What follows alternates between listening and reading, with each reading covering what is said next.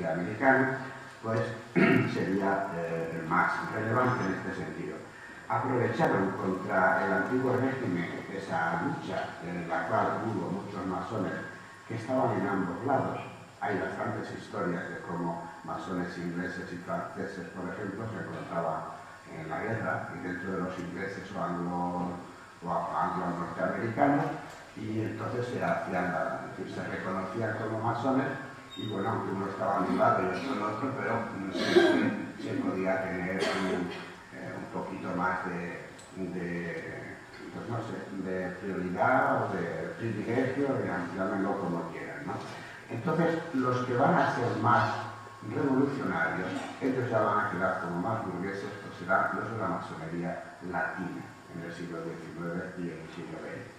Esta masonería latina, sin embargo, ha tenido una historia más agitada, y cuando grandes personajes también en sus filas, y contando con grandes personajes también en sus filas, nunca ha llegado a estabilizarse como la de obediencia inglesa, y por ello quizás ha sido más progresista cuando no abiertamente revolucionaria, tanto dentro de sus constituciones y reglamentos como respecto a la sociedad en que se ubicaba. Por ejemplo, sepamos que Garibaldi fue un gran defensor, como sabéis, de la vida italiana, se tuvo que enfrentar al Papa, evidentemente. Pues bien, al perder los estados pontificios, en 1896, el Papa emitió el papado, quiere decir, más de 2000 documentos en contra de la masonería. Garibaldi, por dar una noticia también, fue no solo la masón, sino que además le dio el grado 32 a otro personaje también revolucionario que fue Bakunin, anarquista.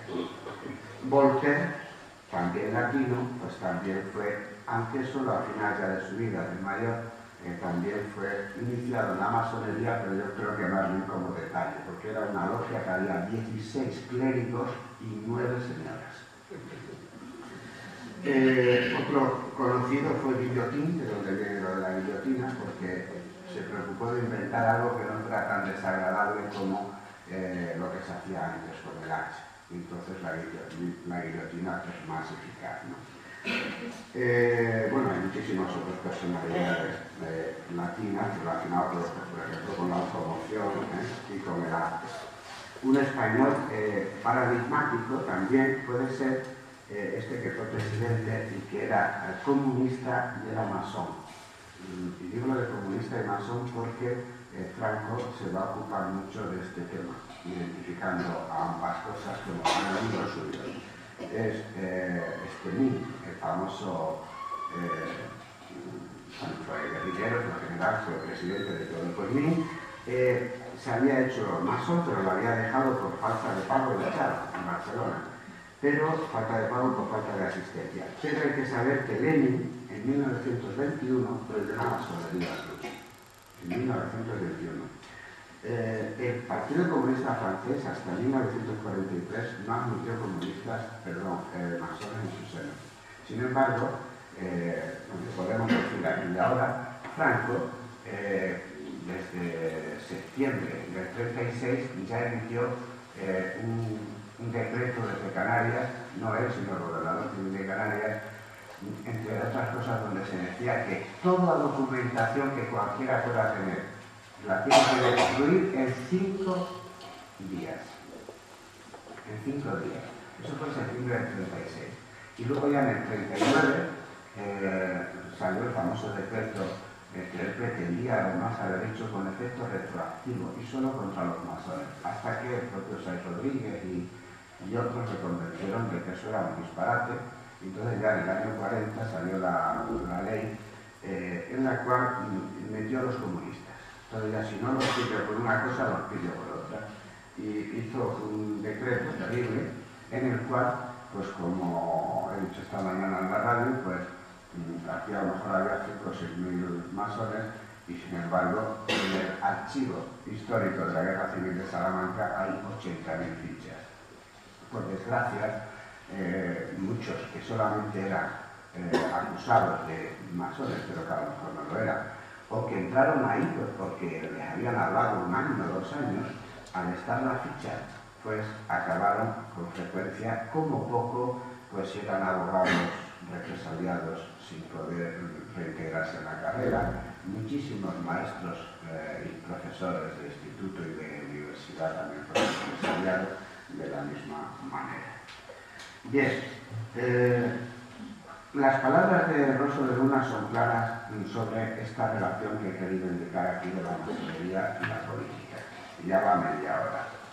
Voy a acabar entonces cuanto antes para pasarle las imágenes. Dice, se ha atribuido a la francmasonería ora un carácter político, ora antirreligioso. Ambas cosas son un gran error que ha dado lugar a persecuciones y vejaciones de la orden. Nunca ha podido ser la francmasonería un partido político porque, dado su carácter universal, era preciso que en ella tuvieran cabida todos los hombres de buena voluntad.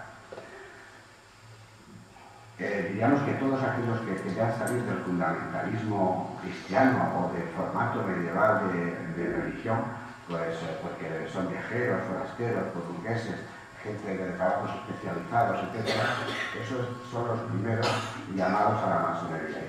Fuera el que fuere su criterio con respecto al sistema de gobernación del Estado. De otro modo quedaría rota y defraudada esa unión entre hombres de diferentes nacionalidades. Con la llegada de la democracia se autoriza la asociación de los masones, igual que otras asociaciones, en el 78. Igual que otros, pues ya sabéis lo que costó aquello del PC y Carrillo y tal. ¿Por qué? Pues en el caso de la masonería también hubo sus problemas. Pero unos venían de Francia, otros venían de Argentina, otros venían de México. ¿Y qué va a ocurrir aquí? Pues que cada uno va a querer montar su propio espacio. Y en el día de hoy, después de tantos años, aún no se ha conseguido algo que sería muy recomendable, y es volver a la situación anterior a la guerra, que es el Gran Movimiento Español, en el cual puede haber logias solo de hombres o logias mixtas. Esto pasaba muy parecido con los sindicatos. El sindicato que tenía tradición antes de la guerra era el UGT o CNT. En las comisiones obreras no existían. Pues, sin embargo, después de la democracia y tal, pues a comisiones obreras, como tenía mucha gente, aunque no eran históricos, pues se les ha compensar también con bienes, con locales, etc. De forma parecida a eso, es una pretensión de la masonería actual. Pero los masones actuales no se ponen de acuerdo ni siquiera para presentar una demanda, un proyecto adecuado para tener esa consideración, porque como víctimas, más víctimas que cualquiera. Y desde luego el problema de la compensación histórica y la memoria histórica y todo eso tiene mucho que ver aquí.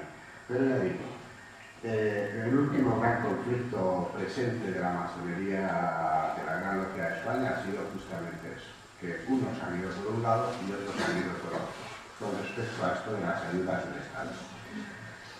La diferencia entre los partidos y la masonería es que las facciones a la izquierda del PSOE prácticamente están hoy integradas todas en el PSOE o en Izquierda Unida, mientras que en la masonería la desintegración sigue siendo la norma.